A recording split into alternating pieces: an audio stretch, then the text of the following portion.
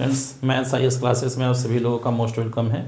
आज की क्लास है maths class 9th RS Agarwal chapter 8। यहाँ आप क्वेश्चन देख रहे हैं। चैप्टर 8 क्वेश्चन नंबर 3 आज है। In triangle ABC if 3 angle A equal to 4 angle B equal to 6 angle C, calculate angle A B and C। Triangle ABC में यहाँ पर angle A B and C से relation यहाँ दिया हुआ है कि 3 एंगल A इक्वल है 4 angle B and equal to 6 angle C। इस रिलेशन के अकॉर्डिंग हमें जो है angle A B and C calculate करना है, फाइंड करना है। ठीक है, चलिए इसको सॉल्व करते हैं।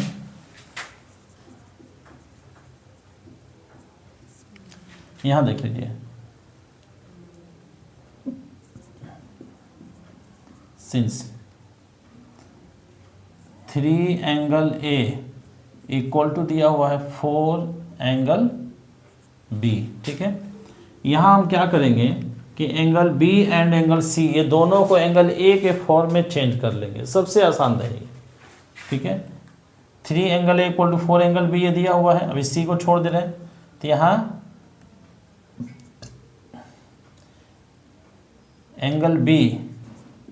एंगल B फाइंड करेंगे ये। ठीक है, तो एंगल B इक्वल टू ये 4 इधर अपॉन में आ जाएगा, यानी ये हो जाएगा 3 एंगल A अपॉन 4। ठीक है, एंगल B इक्वल टू 4 जो है यहाँ LHS की तरफ आएगा तो 3 अपॉन 4 हो जाएगा। यहाँ हमने एंगल B को फाइंड कर लिया एंगल A के फॉर्म में, इसको इक्वेशन 1 करके छोड़ देते हैं। उसके बाद फिर फाइंड करेंगे अगेन। ठीक है, अगेन अब angle A and angle C को एक साथ लिखेंगे। ठीक है, 3 angle A equal to 6 angle C, तो इसमें एंगल C इक्वल टू क्या हो जाएगा, तो यहाँ देखिए एंगल C का हम फाइंड करेंगे तो 6 को यहाँ LHS में लाना पड़ेगा, 3/6 हो जाएगा। 3/6 एंगल A, इसे कैंसिल भी कर सकते हैं, यानी एंगल C इक्वल टू हो जाएगा 3 2 जा 6, ये कैंसिल हो गया, 3 2 जा 6, तो हम लिखेंगे 1/2 एंगल A कर सकते हैं। ठीक है, इसे जो है हम लिख देंगे यहाँ पर इक्वेशन नंबर 2। अब यहाँ लिखेंगे now in triangle ABC angle A plus angle B plus angle C equal to क्या होता है 180 डिग्री। ठीक है,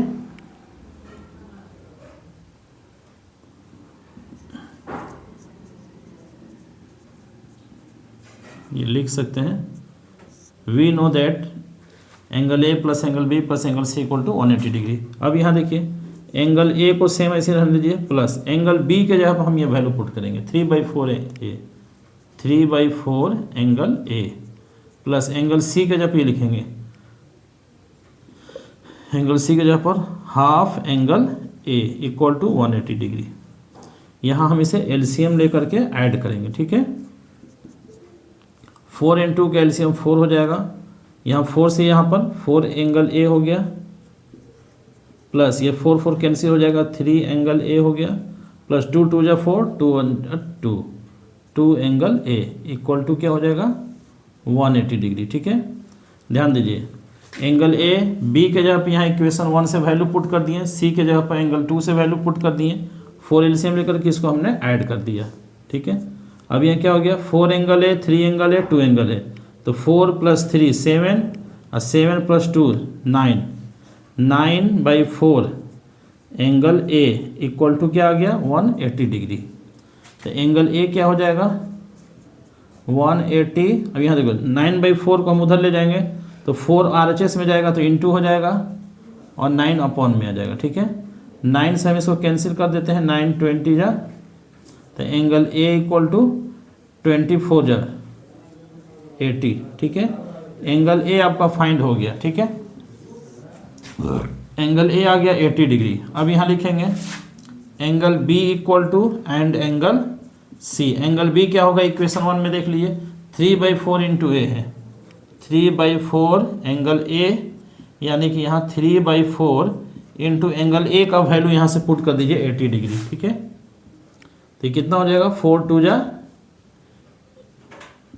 8 होता है 20, 60 डिग्री हो गया। ठीक है, उसी तरह एंगल C क्या है 1/2 एंगल A है, तो तो 1/2 एंगल ए मीन्स क्या हो जाएगा, 1/2 into angle A, angle A का वैल्यू दिया है 80 डिग्री, यहाँ लिख दिए 80, कैंसिल कर दिए इसको, 40, 41 जब 40 डिग्री, ठीक है।